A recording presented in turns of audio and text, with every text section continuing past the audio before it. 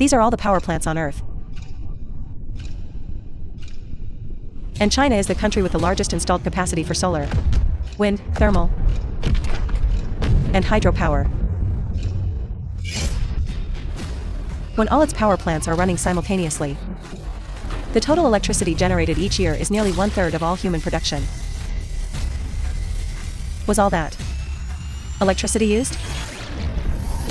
Taking Jiangsu province as an example, electricity demand is extremely uneven between day and night. And over the course of a year, especially during the hot summer and cold winter, the power load soars significantly. You can imagine how immense the pressure on the entire power grid will be when the peak power consumption from all provinces overlaps.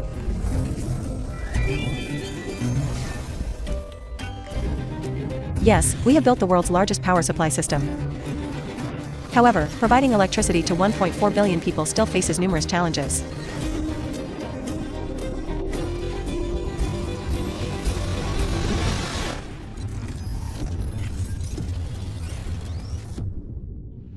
In 2024, we experienced one of the hottest summers on record for humanity.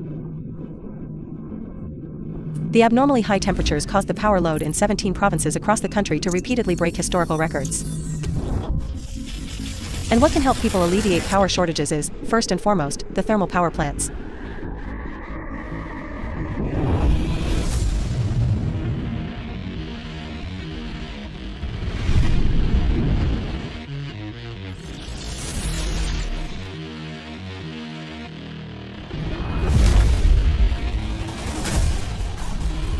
Because they can generate power as soon as they are turned on, and their output can be flexibly adjusted.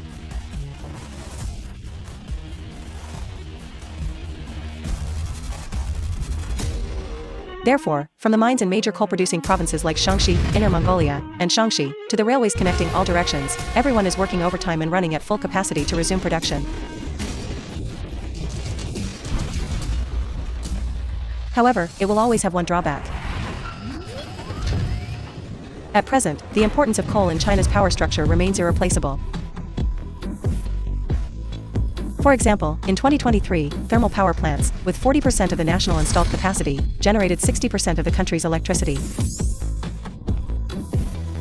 But burning coal inevitably produces dust and various greenhouse gases.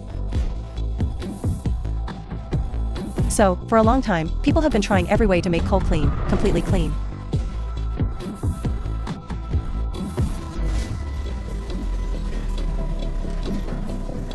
For example, during combustion, mixing coal with straw and ammonia to reduce coal usage at the source.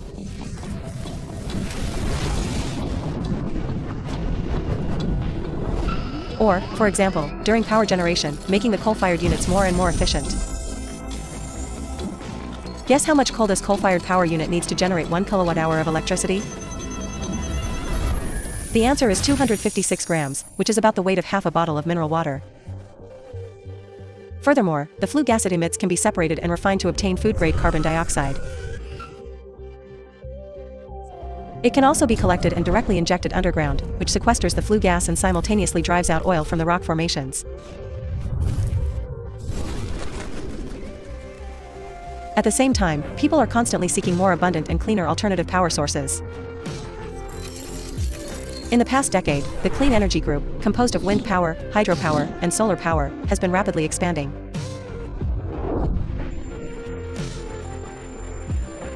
Their share in China's power structure is now close to 1/3. Of every kilowatt-hour of electricity you use right now, an average of 13.6% comes from hydropower, 9.4% from wind power, and 6.2% from solar power.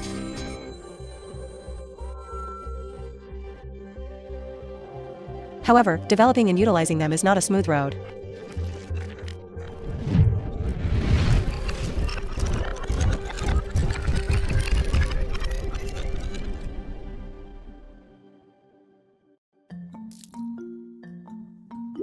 This is Jiangsu. The natural conditions of Lianyungang grant it unique wind energy resources. The long coastline and vast tidal flats and wetlands provide excellent geographical space for wind farm development. However, the development of clean energy, including wind power, is not always smooth sailing. because the wind and light used to generate electricity are entirely dependent on the weather. And the water's volume is determined by the abundance of the river's water flow. Therefore, clean energy is inherently volatile, random, and intermittent. Once connected to the grid, it is highly likely to impact the power system. So, is it possible to invent a large battery to store the surplus electricity generated during peak production and discharge it during low demand, thus turning instability into stability?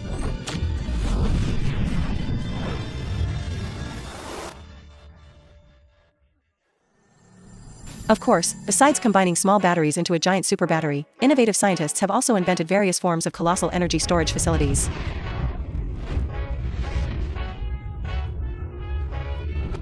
This is the world's tallest dam body water energy storage facility. It stores electrical energy as the gravitational potential energy of water by pumping it to a high elevation.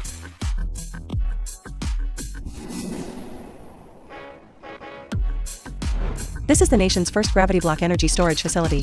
It stores electrical energy as gravitational potential energy by lifting heavy blocks to a high place.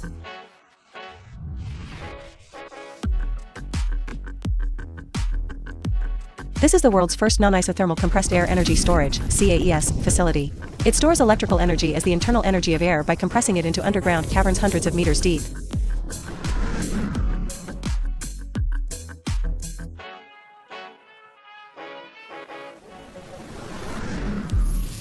Alternatively, electricity can be converted into hydrogen, another clean energy source that is easy to store, through water electrolysis.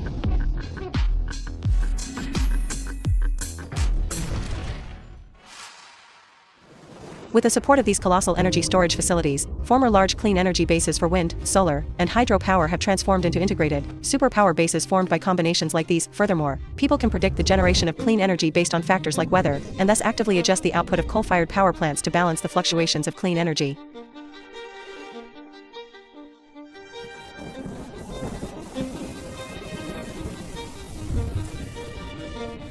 To ensure a stable power supply, we still need a network to transmit this clean energy, a new type of power grid that allows power sources, consumption load, and energy storage to flexibly adjust with the fluctuations of clean energy.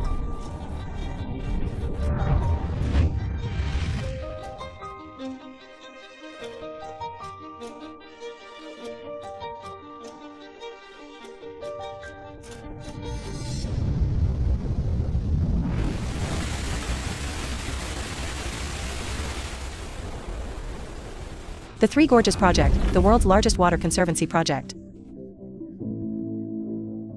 However, few people know that just beyond this magnificent dam, on the nearby mountaintops, those seemingly inconspicuous transmission towers and lines have created another unprecedented Chinese miracle.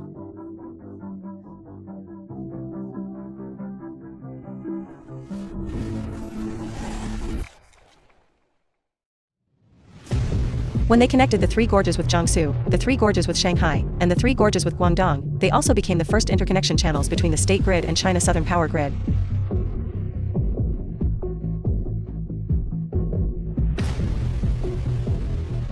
Coupled with the high voltage, extra high voltage, and ultra high voltage lines that have continuously extended and grown, it has now become the world's largest power grid.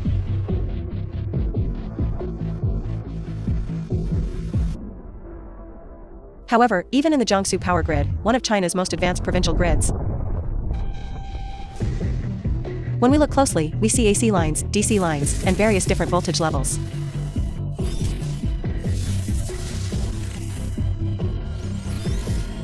Furthermore, 99% of Jiangsu's wind power and 67% of its photovoltaic power are located north of the Yangtze River, while the consumption load is mainly concentrated south of the Yangtze River.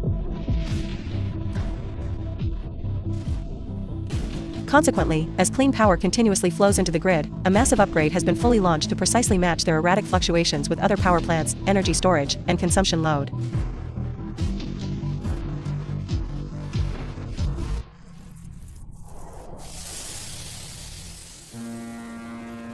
This is the world's largest ongoing AC to DC transmission conversion project. By converting the original AC lines into DC lines, which have stronger transmission capacity, the transmission capacity can be increased sixfold.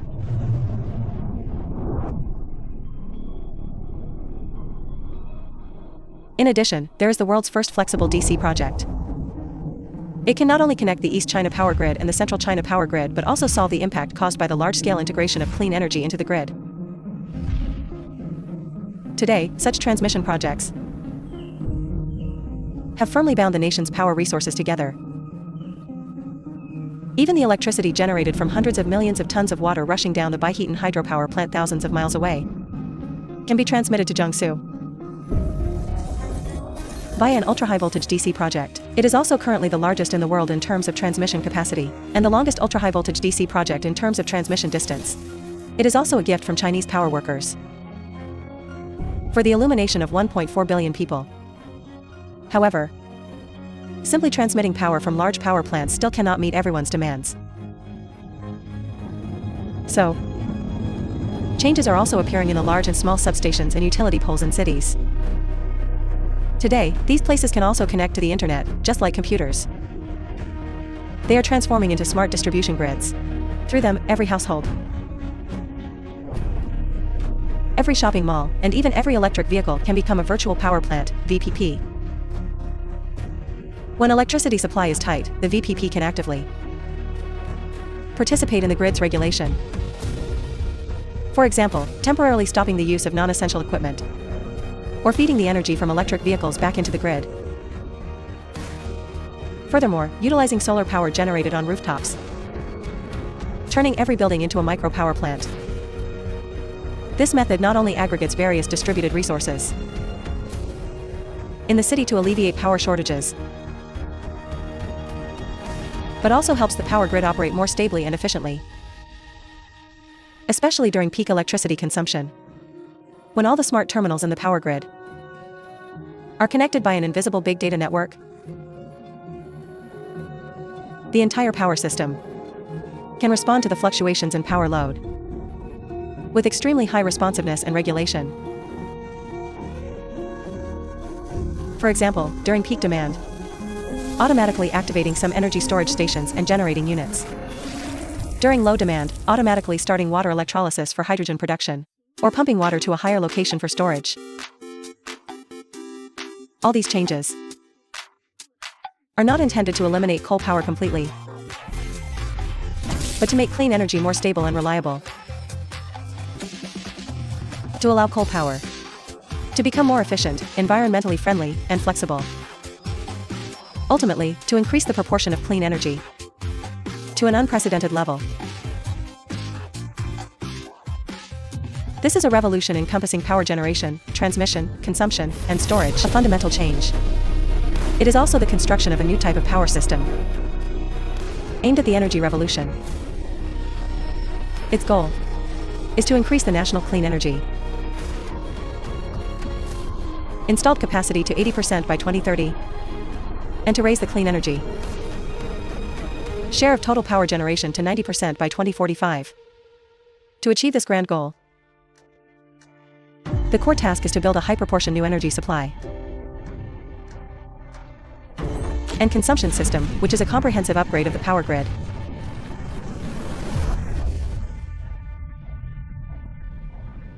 In summary, what we need is a safer, greener, and more economical new type of power system.